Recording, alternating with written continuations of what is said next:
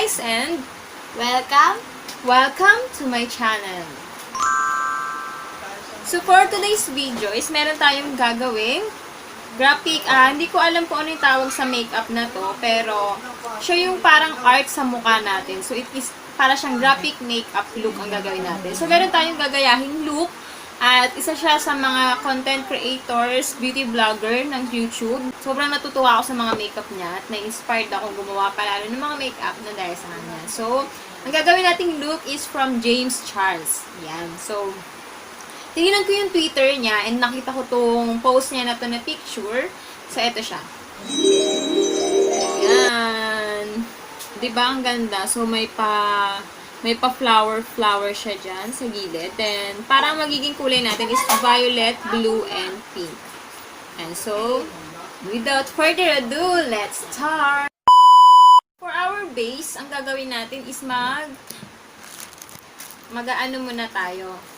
Siyempre, kailangan may skincare muna tayo sa umpisa. So, i-toner lang natin siya. I-cleansing muna natin yung mukha niya. Ayan. So, napansin ko parang ang dry ng mukha niya. So, kailangan niyang mag-moisturizer. Ayan. So, pwede. Gentle lang dapat yung pagpahid natin, guys. Ganyan. Gentle na yan. So, for our moisturizer and primer, so, hindi ko alam, hindi pala itong moisturizer. So, for our primer na gagamitin, so, gagamit ako ng serum. So, ito yung Perfect Skin Serum ng G21. Pwede rin kasi itong mag-serum siya, pwede rin siya maging primer. Kasi siya, parang nag-fill in din siya ng mga pores. Lalagay lang natin siya dito sa mga. Kung mapapansin nyo pala, baka hindi napapansin.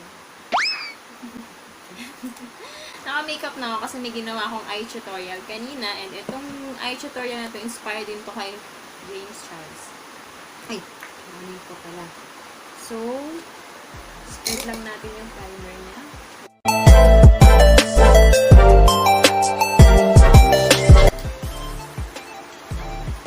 And then for our foundation, gagamit tayo ng Maybelline Fit Me. Nagpo-focus kaya siya ngayon.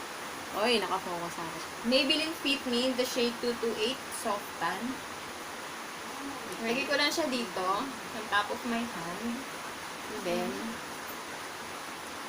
nagamit ako ng flat brush for the foundation. So, ilagay ko.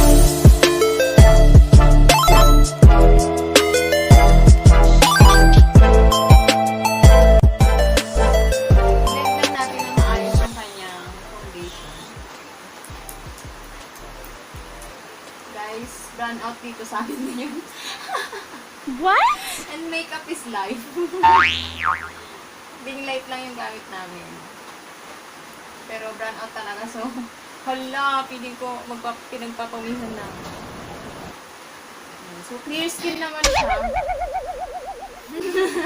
Clear skin daw siya. Kaya, ayan. One layer lang yung gagamitin nating foundation. And then, for the concealer, gagamit din tayo ulit ng Maybelline in the shade Sand.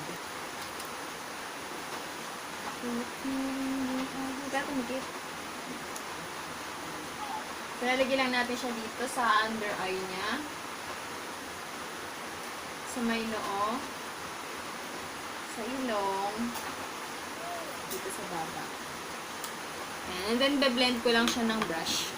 Using this kind of brush.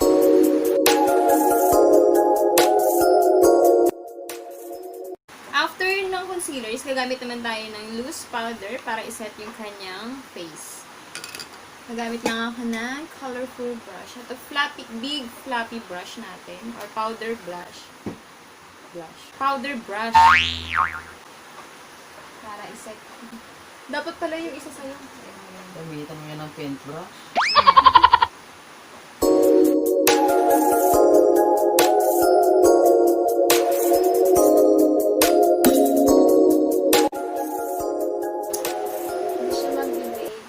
So, next kilay, gagawin natin kilay. Wait lang.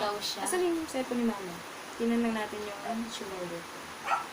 So, magkikilay muna tayo. Kasi hindi naman matatamaan yung kilay. So, pwede tayong gumawa ng kilay na agad.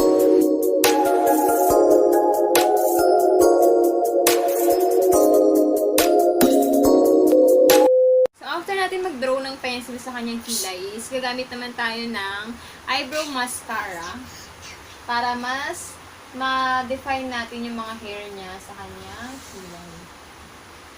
Hindi ko masyadong kinerve yung kilay. Hindi ko masyadong kinerve, guys, kasi gusto daw niya yung parang kilay pa rin niya yung nakikita niya. So, okay lang. Hindi naman tayo gagawa ng makeup look talaga na na pang wedding or something, pang debut na gano'n. Gagawa lang tayo ng art ngayon. Nag-explore tayo sa kanyang pagmumukha. Sa kanyang malababoy na mukha. Ay,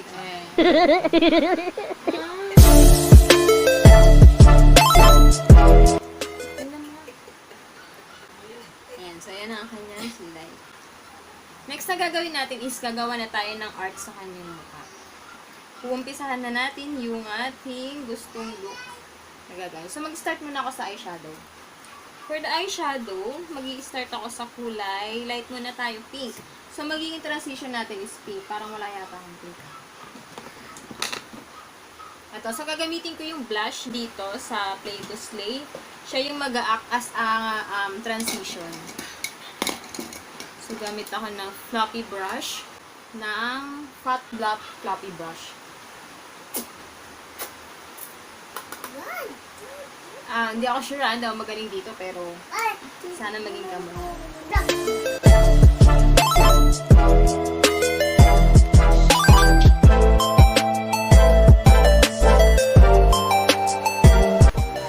So, ang gagawin ko muna, guys, is itong side na to bago tayo magpunta sa side na yun.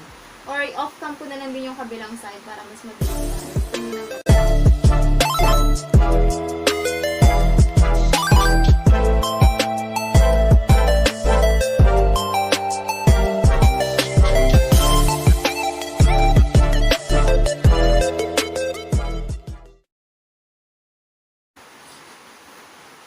Yun na nga natin kung nakita. Ay, ba't ganun? Hindi ko siya makita. Iwasan natin ilaw. Kita ba? Parang hindi na.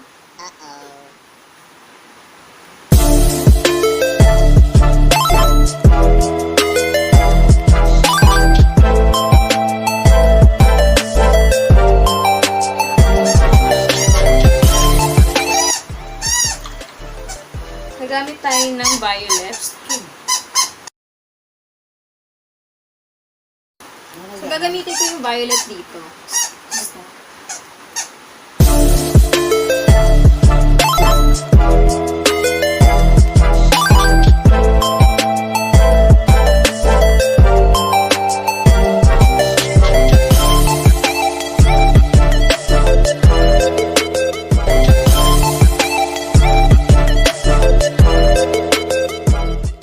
Seryoso. Parang sinapak. Okay lang yan. Tingin ka sa akin. Tingin ka sa akin. Oh, tingin ka lang ako patitingin sa iba.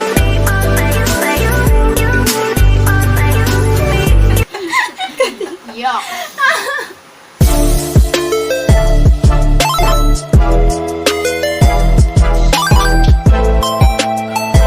Hindi kasi ganun ka-pigmented yung ano ko eh.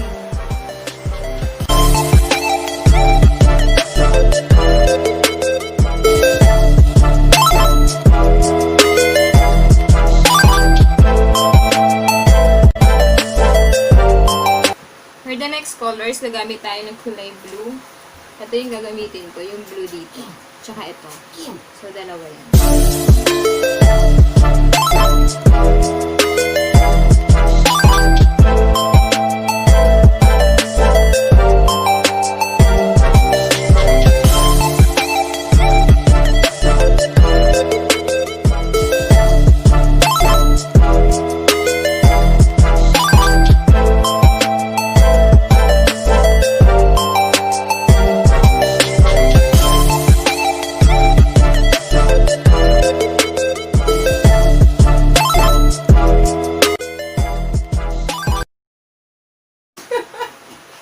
Hindi ako sure kung nagagaya ko siya.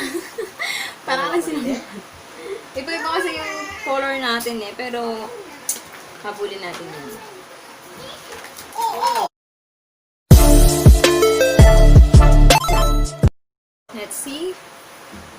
So, meron na siya dito, pinagsasampal na siya dito, pinagsusuntok.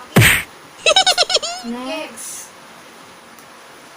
So, yung mag-finishing ko lang sa kanya.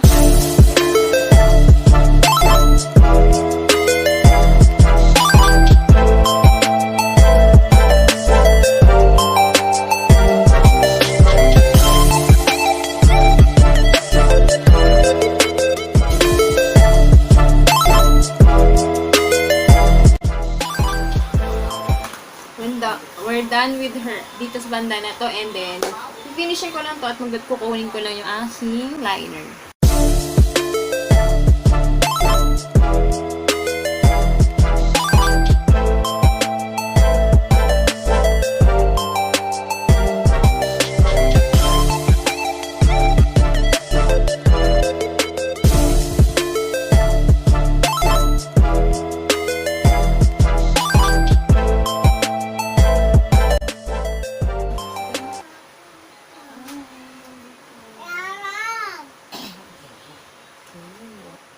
So, magdo-drawing lang ako sa kanyang mukha using this Handayan eyeliner color. So, kulay white yung gagamitin ko.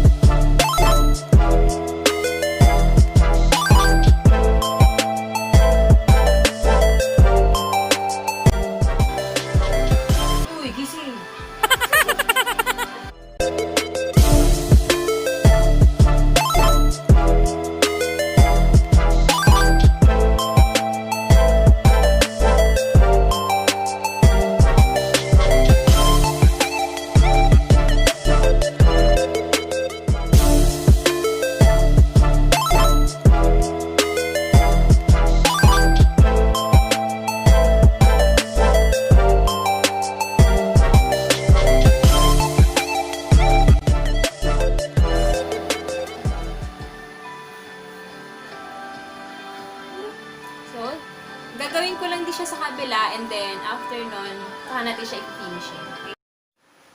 So, highlightan ko lang yung kanyang nose. Kasi ma-highlight masyado yung kay Charles na.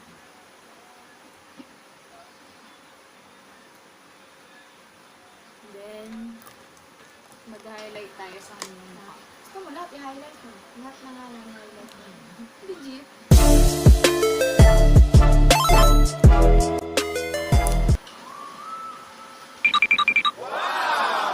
Diretso na tayo sa kanyang lips. So, ang color kasi ng lips doon nung ginagaya natin is kulay violet. So, wala naman akong lipstick na violet. Kaya, mag-i-invento tayo. Ready ka na ba? Nabala tayo. Sa invento natin. Lagay muna tayo ng concealer. Sa yung makapal na labi. Pumuputok na labi. TikTok na.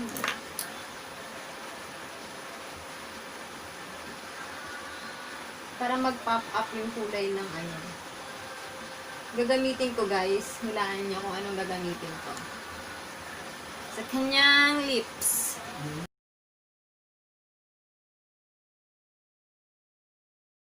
So, ang gagamitin ko sa kanyang lips ay no other than charan! Yung violet dito. Nagawin natin siyang lipstick. Wala namang ganung grease sa makeup na bawal kong gamitin. Ito kasi in the shade edge. Medyo may pagka-purple siya. Yan.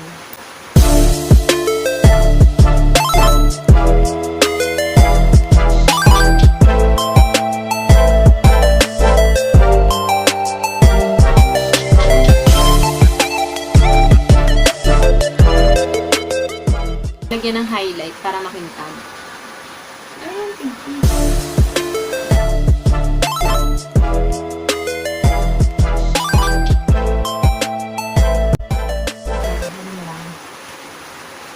so, ipo-finalize lang natin yung kanyang look and we'll be back.